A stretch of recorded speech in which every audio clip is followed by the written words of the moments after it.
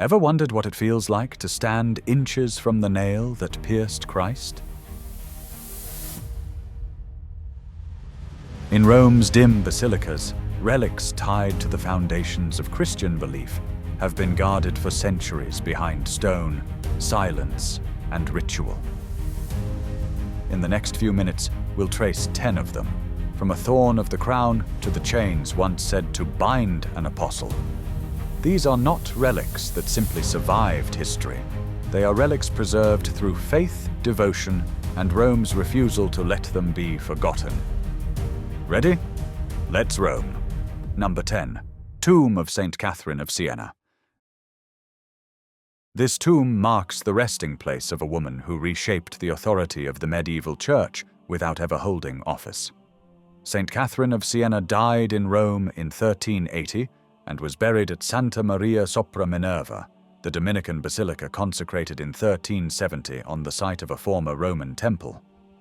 Her life unfolded during the Avignon papacy, when the Pope ruled from France, and Catherine's influence came through letters urging reform and pressing Pope Gregory XI to return the papacy to Rome in 1377, a decision that restored Rome's spiritual centrality, but also helped trigger the Western Schism. After her death, devotion spread rapidly, and like many medieval saints, her relics were divided to anchor veneration across cities. Her body remained in Rome while her head was translated to Siena in 1381. Rome preserved her tomb at Minerva, not as a private memorial, but as a public witness to conscience confronting power from within the church itself. Number 9. Head of St. John the Baptist. This relic represents one of the most symbolically powerful figures in Christian memory, the final prophet before Christ. At San Silvestro in Capite, a skull venerated as the head of St. John the Baptist has been honored since at least the late 12th century, when the church became associated with the phrase in Capite. John's execution under Herod Antipas around AD 30 was remembered by early Christians as the silencing of a public moral voice that challenged authority directly. The earlier history of this specific skull relic is not recorded, and the church itself acknowledges that its provenance before its appearance in Rome cannot be firmly established, a reminder of how medieval devotion often outpaced documentation. Rome preserved the relic not by proving what could not be proven, but by framing it within liturgy and continuity, allowing prophetic memory to endure even where historical certainty ends. Number 8. Tomb of St. Paul. This tomb marks the place where Rome executed Christianity's most influential missionary. St. Paul was martyred in Rome during the reign of Emperor Nero, traditionally between AD 64 and 67, and buried outside the city walls along the Ostian Way. A basilica was built over the site in the 4th century, anchoring Paul's memory in architecture, and despite destruction, including a catastrophic fire in 1823, every rebuilding preserved the tomb as the church's immovable center. Beneath the high altar today rests a marble sarcophagus inscribed Paulo Apostolo Mart. In the early 2000s, renewed archaeological investigation brought the tomb back into focus, and in 2009, Pope Benedict XVI stated that scientific analysis associated with remains from the sarcophagus was consistent with 1st century origins attributed to Paul. Rome preserved this site through uninterrupted veneration, allowing modern inquiry to supplement rather than replace ancient belief. Number 7. Chains of St. Peter. These chains are preserved as physical witnesses to the imprisonment of Christianity's first leader. San Pietro in Vincoli houses iron chains traditionally associated with St. Peter's confinement in Jerusalem and Rome. According to 5th century tradition, one chain reached the imperial court through Empress Eudoxia and was presented to Pope Leo I, who compared it to a chain already venerated in Rome, after which the two were said to have fused into one. A basilica was rebuilt and consecrated in 439 specifically to house the relic, making the building itself part of the preservation story. Peter's martyrdom under Nero, transformed the chains from instruments of restraint into symbols of apostolic authority rooted in suffering, and Rome safeguarded them as tangible proof that its leadership claim was born from endurance rather than power. Number 6. Pillar of the Scourging. This small column fragment is venerated as a physical link to one of the most brutal moments of the Passion.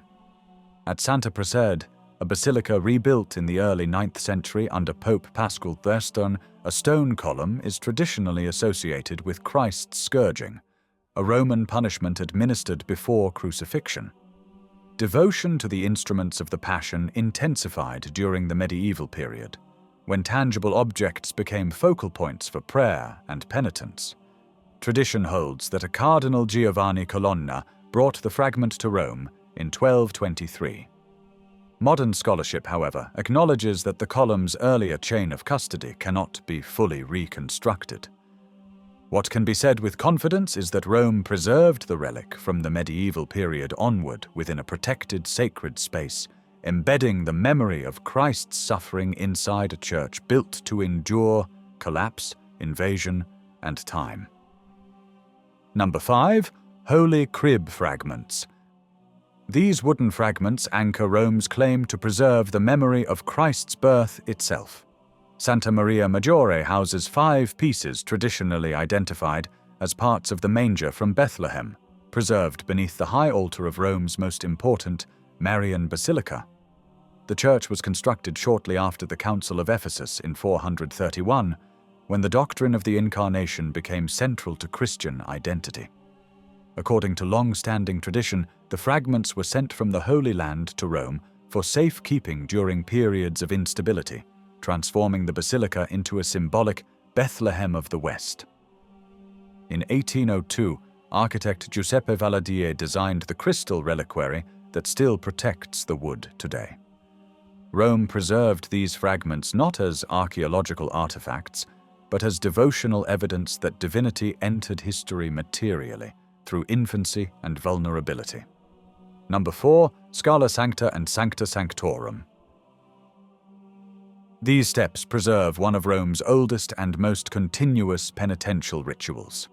The Scala Sancta consists of 28 marble steps, traditionally believed to have come from Pontius Pilate's Praetorium and brought to Rome by Saint Helena around AD 326.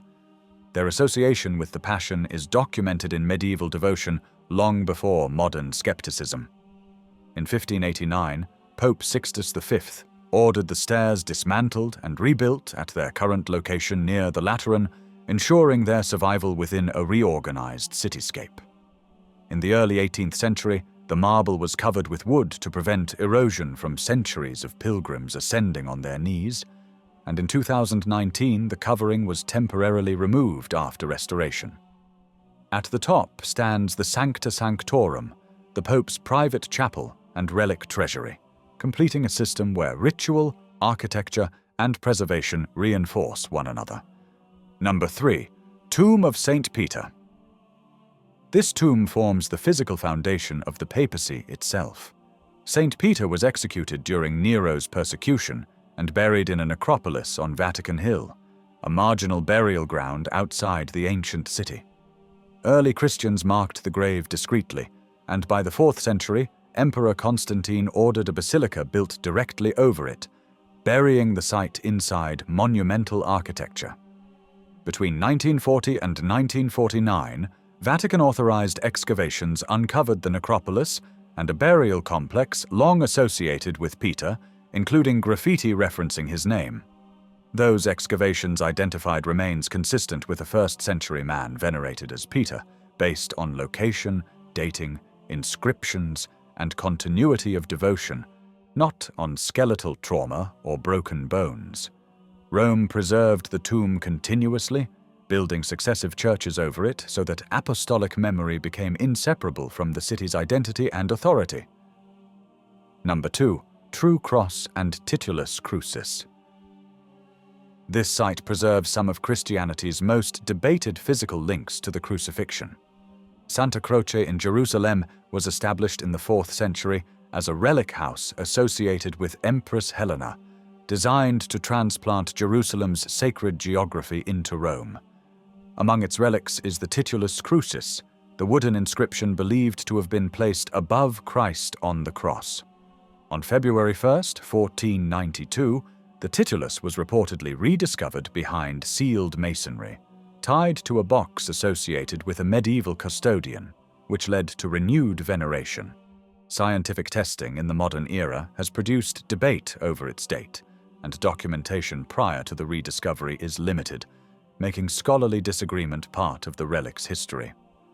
Rome preserved the object anyway, housing it within a modern reliquary chapel completed in 1930, where faith and inquiry coexist rather than compete.